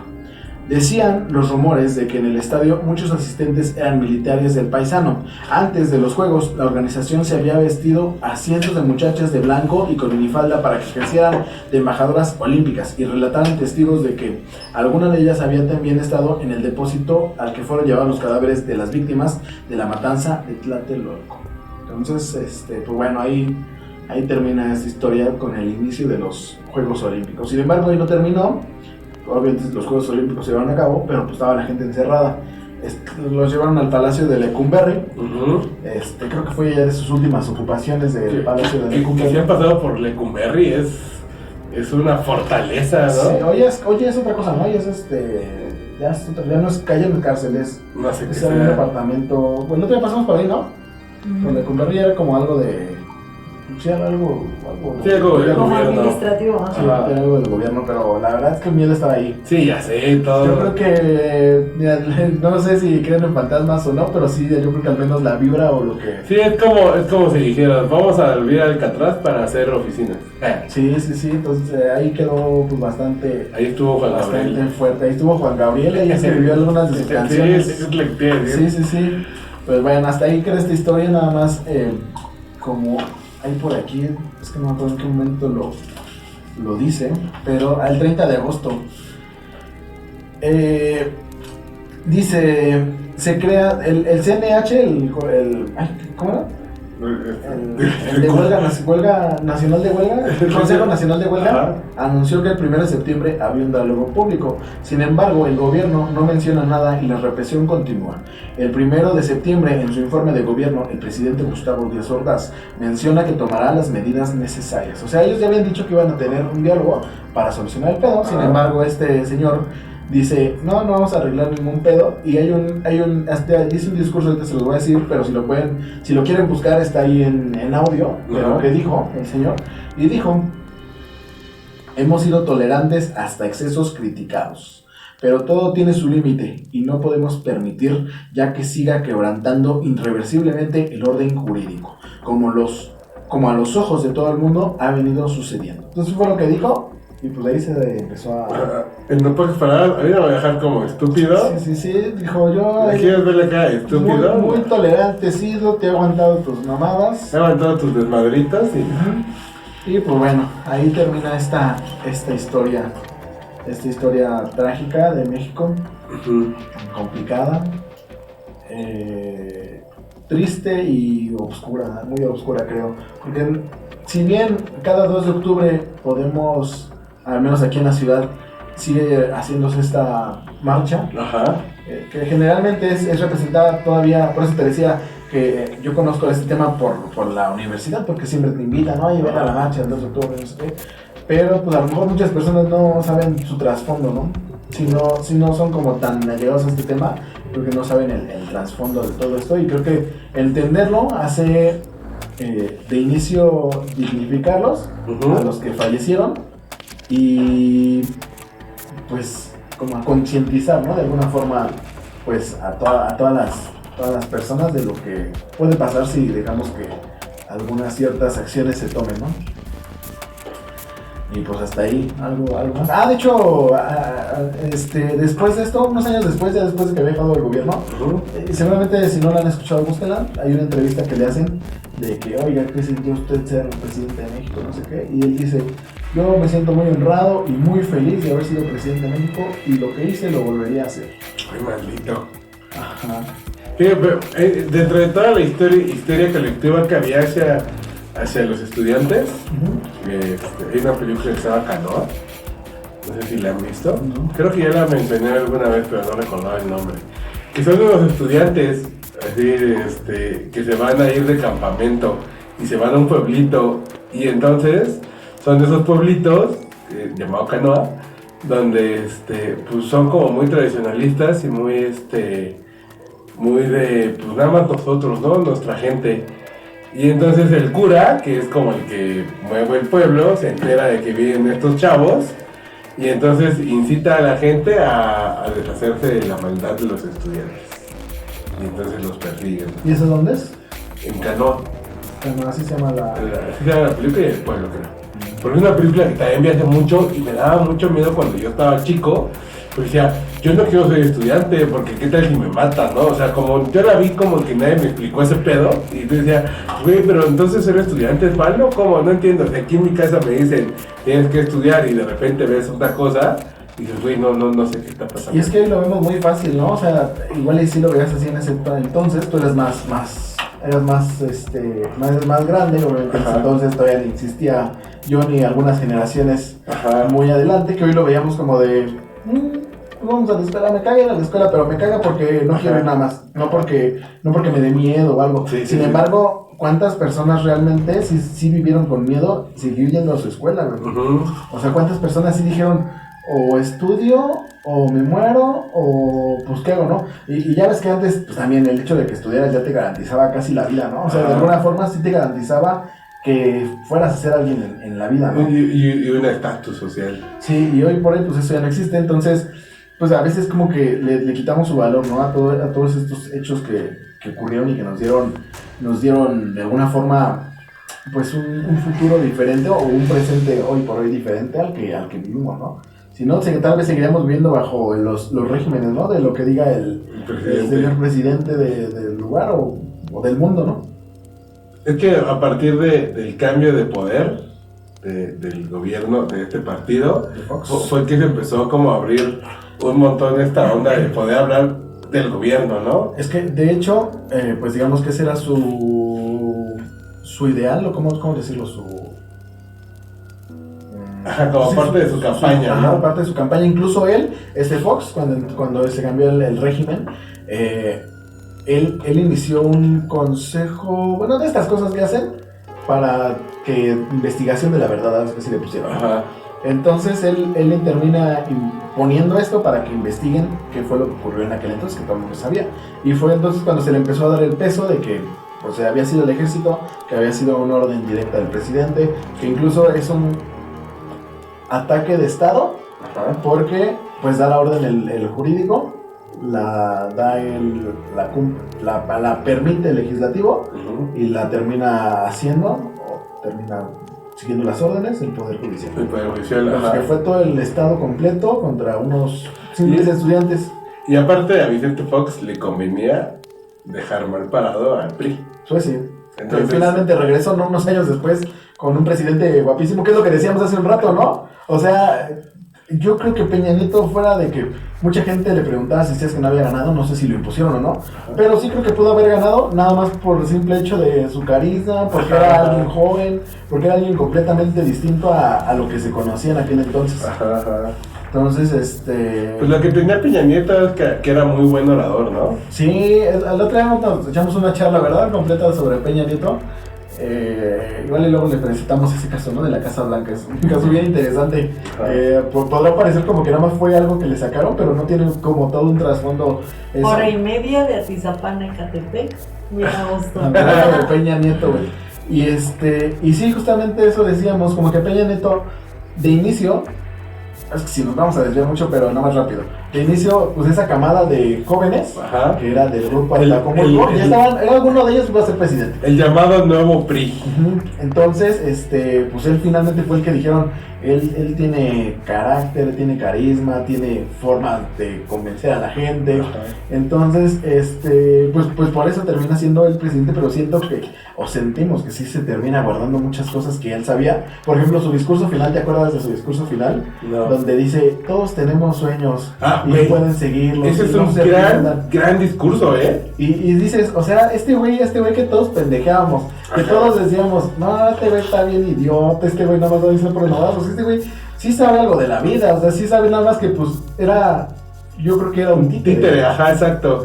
Es que creo que ningún político me había hablado, o sea, voy a hablar por así, tan bonito en la vida, ¿sabes? Sí. O sea, escuchar ese, güey, échale ganas, lucha por tus sueños, tú puedes, güey, ¿sabes? Ningún presidente te había dicho nada de eso, güey. Y no por eso todo su sexenio va a ser bueno o va a ser malo, ¿no? O sea, tiene sus aciertos y malos. Sí, no querer justificar con eso sus cosas malas que tuvo. Pero, pues bueno, ahí termina ese tema. ¿Algo que quieran agregar? ¿Algo que quieras decir sobre este nuevo conocimiento que adquiriste? No, creo que siempre va a ser como uno de los temas muy, muy controversiales. Elegiría que no se dejara de tocar este tipo de temas en las escuelas, porque creo que en esta onda donde eligieron quitar el civismo, quitan parte de la historia. Entonces justo caemos en el dicho, ¿no? Quien no conoce su historia está condenado a repetirla. Entonces, si tú le preguntas a las nuevas generaciones que saben del 2 de octubre, lo único que te saben decir es, el 2 de octubre no se olvida. Sí, pero ¿por qué no se olvida? No tienen como el contexto histórico de lo que ocurrió. Y creo que más allá de una fecha conmemorativa, debería de ser como un hecho histórico que nos lleve a la reflexión del qué es lo que estamos haciendo y qué es lo que estamos actuando. Digo, ahorita que mencionaba mucho lo de las escuelas, que entraba la duda de si es bueno o malo. Tengo una amiga de la universidad que cuando entramos a la universidad tenía como el cachete rajado, ¿no? Ajá. Obviamente, pues no, a mí no se me da esa pregunta, no, jamás, pero pues no faltó como el imbécil, ¿no? Que si llega y te dice, oye, ¿qué te pasó? Entonces me acuerdo mucho que ella decía, es que, ¿qué crees? En una huelga del CCH, ella iba en el CCH y dijo, en una huelga del CCH nosotros estábamos arriba de la combi esperando a que arrancara, el chofer no quiso arrancar y los porros empezaron a jalonear la combi, a mover la combi, y a mí me sacaron por la ventana de la combi, y dice que pues obviamente rompieron los vidrios y se le rajó toda la cara, y ella dejó de estudiar muchos años. Y entonces eso nos llevó como a conocer gente que justo había dejado de estudiar. Tengo otra amiga que es como súper inteligente y ella se había quedado en la FES Iztacala en psicología. Pero fue cuando empezaron como nuevamente a hacer estas huelgas, que digo, para nuestra generación, nuestros papás habían no vivido lo del 2 de octubre, pero estaba muy reciente. Entonces cuando ella se queda en la FES Iztacala, su mamá le dice, no vas a ir. Es que ellos vivieron una huelga también muy larga. Cuando mis papás estudiaban también, a mí les había tocado la huelga larguísima. La del 2000, no sé. No, mucho antes. Una huelga de antes, que es la que seguramente por el miedo que tenía su mamá. Pues sí, digo, porque esta amiga de la FES Iztacala, yo creo ahorita tiene unos 45. Y esta otra amiga de que fue conmigo a la universidad, digo, estudió conmigo a la universidad, creo que es su tercera carrera, yo creo que andará en los 40. Y sí, esta amiga de la universidad sí dijo, no, yo doy mucho tiempo sin ir a la escuela, o sea, a mí me daba mucho tiempo, mucho miedo ir a la escuela. Entonces ella deja de estudiar y digo, se dedicó justo por ese tema, deja de estudiar y entonces se mete a ser chef y se mete a hacer como otras cosas y digo, 10, 15 años después, regresa a la universidad conmigo a estudiar Derecho, ¿no? Y después esta otra amiga que iba a ser psicóloga, su mamá le dijo, no, sabes que no vas a regresar después de este tema. Y digo, ella sí no, pues ya no eligió regresar a la escuela, ¿no? Como por toda esta como histeria colectiva que comentaban ustedes, ¿no? Entonces, sí yo optaría como por no quitar esas fechas, pero con todo el contexto histórico que lo pudieran pues seguir llevando a cabo en las escuelas como parte de la historia.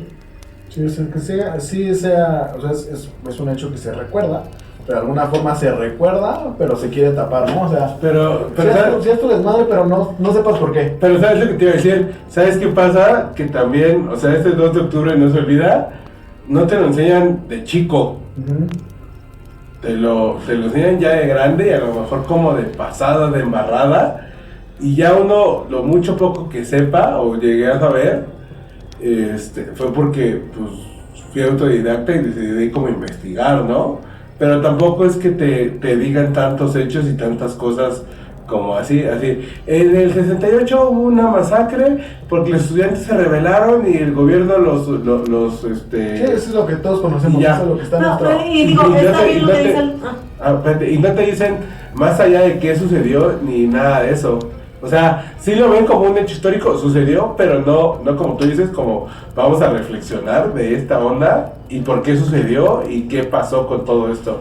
Sí, no, y aparte va a depender mucho del catedrático que te toque, ¿no? Al final del día, si vas a una escuela donde tienes libre cátedra, pues va a depender mucho sobre qué línea se maneje el académico, ¿no? Digo, está bien lo que tú dices, que al final del día tú busques tus propias respuestas, porque sí va a depender mucho del catedrático que te toque, si es de izquierda o si es de derecha, o si él apoyaba o si él no apoyaba. Entonces al final del día, lo que decían hace rato, ¿no? Lees algo y terminas pensando como el escritor, ¿no? Entonces justamente eso apoyaría que nada más es como el encendido de velita para que tú digas, ok, pero ¿qué ocurrió? ¿Por qué se rebelaron? ¿Qué estaban buscando? Porque en efecto, aunque te lo dieran en la escuela, siempre, y más si el catedrático tiene libre enseñanza, pues obviamente va a depender muchísimo desde qué parada él te lo quiera transmitir. Sí, digo, en ese tema la UNAM te da esa libre cátedra, lo que muchas no dan. Y me acuerdo en el CCH iba yo, el primer día que llegó este maestro que daba filosofía y letras. Ajá. Ya es que dices filosofía y letras, te imaginas un tipo... Típico estereotipo, ¿no? Hipioso. Es correcto, pero yo en mi vida había visto a alguien así, ¿no? De esa edad, yo lo conocía, ese ¿no? tipo, güey. O sea, pues estamos hablando que era el 2012, apenas iba como que el internet ahí jalando, podías ver matanzas en internet libremente, o sea, como que no había mucha... A tu correo llegaban sí. Degollados del narco y Ajá, eso. sí, en esos entonces vivíamos. Y pues yo no conocía tanto, ¿no? Yo estaba chavo en aquel entonces, ya el otro día platicábamos de la primera vez que me empedé y todo eso. Sí. O sea, como que no, o sea, yo lo vi y dices, ay, qué pendejo, ¿no? Pero en ese momento, y me acuerdo que el primer día llegó este maestro que daba filosofía y letras, y llegó con guaraches estos de llanta. Ajá. Un pantalón ahí como de vestir, pero que se fue haciendo viejo con el tiempo. Ajá. Y con una playera que era gris, con unas letras un poquito menos grises, o sea, como más oscuras, poquito. Ajá. Y que decían, se busca chica para tener sexo. Así decía. Eso sería la playera el primer día de clase. Y ya, ¿no? Pues ya nos enseñó muchas cosas, que la filosofía, nos puso a leer este libro del mundo de Sofía. Ajá. O sea, sí aprendes como cosas y sí te abres o sea, sí te abre la mente, ¿no? Algo que tú no tenías consciente. Ajá. Cuando yo iba a salir de SSH, me había quedado en UNAM, porque tienes el pase directo. Pero yo lo que quería no era eso. Entonces... Yo quería ser famoso. Yo quería ser youtuber. Y aquí andamos. Y aquí andamos al ardillón. No, y entonces le dije a este maestro, oiga maestro, no, ¿cómo se llama? La verdad, pobre, siempre lo siento mucho maestro, si me está viendo seguramente ya pudo haber hasta perecido, ya era una persona grande. Y me acuerdo que le dije, oiga maestro, es que no, lo que estudié, lo que me dieron en la UNAM no es lo que quiero. Pero me puedo ir a la UM y voy a estudiar esto. Y ya le dije, ¿qué hago? Es que si no mis papás, si no sé qué, yo todo, ¿no? Me dijo, y a lo mejor es un consejo que lo ves bien burdo, ¿no? Pero que en aquel entonces de chamaco tonto, Ajá. pues sí fue lo que me hizo como tomar la decisión y me dijo, ¿y qué? ¿Tus papás van a vivir tu vida o qué? Ajá. O sea, tus papás van a estar ahí contigo para siempre, o si tú haces lo que ellos quieren, ya por eso va a estar bien toda la vida, ¿o qué? Y yo así como de, no, me dijo, es tu vida, tú decides lo que tú quieras. O sea, yo no te puedo un consejo, yo soy del UNAM, pero no por eso te voy a decir, sí, vete al UNAM, porque es la mejor, la máxima casa de estudios. Y ya, pues fue como que lo que me llevó a cambiar la decisión, pero sin embargo en otros lugares si te dicen, no, pues no te puedes decir nada. No, tú sigue bajo lo que estás haciendo, lo que es. Sí, sigue el guión. Sí. Sigue el guión. Pero pues que lo que también decía, vivimos en una sociedad que es como una familia muy muega, ¿no? Y entonces sí importa mucho ese pedo de, ¿y qué va a decir mi mamá, mi papá, mis abuelos? Mis abuelos vienen de ser ingenieros todos y yo quiero ser diseñador gráfico, ¿no? ¿Qué mierda voy a ser de diseñador gráfico? ¿Qué va a pasar? Yo quiero, mis papás son médicos. Se va a incendiar la manita, nos vamos a morir. No se apaga. Ponle la tapita. Sí. Sí. ¿Ahorita se apagó? Sí. A ver si no suenan las alarmas contra incendio. Casi nos morimos, youtubers mueren en vivo. Chamuscados. Sale mal. Ay, ya empezó a oler ¿A quemado? a quemado. Por eso volteé a ver mi vela también, no sé si viste. No. Que volteé a ver, dije todavía ya tengo tiempo con la mía, pero esa creo que ya está muriendo. Pero bueno, pues ya, ¿no? Sí, hasta ahí, si no nos vamos a extender filosofando en esta vida. Ajá. Pero ya más para cerrar. ¿Por qué no continuó la revolución? Ajá. Pues porque los estudiantes dijeron, nosotros no tenemos armas para pelear. Seguramente si alguien se hubiera puesto ahí, tal vez hubiera continuado el movimiento y otra cosa sería el México que hoy conocemos. Pero bueno, los estudiantes de aquel entonces dijeron, pues les metieron miedo. Sí, claro. Frenaron así como de golpe, no dejaron que eso siguiera creciendo. Y en diciembre, el comité de huelga que se creó, el comité de huelga sufrió un atentado, por lo que finalmente levantaron la huelga el 4 de diciembre. Para el día 6 del mismo mes, disolvieron el día que yo nací. pero no de otro año. De muchos años después. Disolvieron el comité. En este mes, antes de disolver la huelga, publicaron el manifiesto del 2 de octubre de 1968 y con eso cerramos. Todo mexicano luchador por la democracia actuará con la responsabilidad que la historia le confiera. Venceremos. Eso fue lo último que dijeron antes de disolver el Comité de Huelga Nacional. Y así culminamos con esta historia triste de nuestro México. Capítulo negro. Capítulo negro de México. Ha habido un montón y hay otro montón, pero pues este es como el que más mediáticamente se lleva el interés de la sociedad. Es correcto. Bueno, ahí terminamos. No, te doy un dato más rápido. Otra media hora. La tenencia, ¿ves que se dice que la tenencia surgió por los Juegos Olímpicos? ¿Es falso? Puede ser y no puede ser. El impuesto de tenencia surgió en 1962, un año antes de que México ganara la candidatura de los Juegos Olímpicos. Ajá. Entonces se puede decir que una de dos. O sí fue algo completamente, pues, fortuito de que México ganara las elecciones para los Juegos Olímpicos. Ajá. O que ya se venía planeando y dijeron, necesitamos varo para pagar estos juegos, para construir, entonces pues hay que sacarle lana a la gente. Pero se queda como un mito de que se crearon a raíz de que los Juegos Olímpicos surgió la tenencia. ¿Cómo ves? Ay, qué cosa, qué bueno que no tengo auto. Qué bueno que vivimos, nos cobran por vivir. Ya sé. Bueno, hasta aquí, nos vemos otro día. No, triste. Nos vemos el 2 de octubre. Entonces, pues falta mucho, sigan viendo los Juegos Olímpicos, a ver si ganamos algo más ahí. Ajá, no. Y si conocen alguna historia de este tipo. De este día. De este día. De algún familiar. Del 68. Cuéntenos, por favor. Creo que hay muchas. Quisiera saber, como de una forma más personal, esta onda. Igual y el 2 de octubre hacemos un recapítulo sobre esas vivencias. Sí, claro. Ándale, estaría muy bueno ver qué es lo que nos cuenta la gente. Lo que la gente cuenta. Nos van a cobrar el 13. Ah, sí. Adiós. Adiós.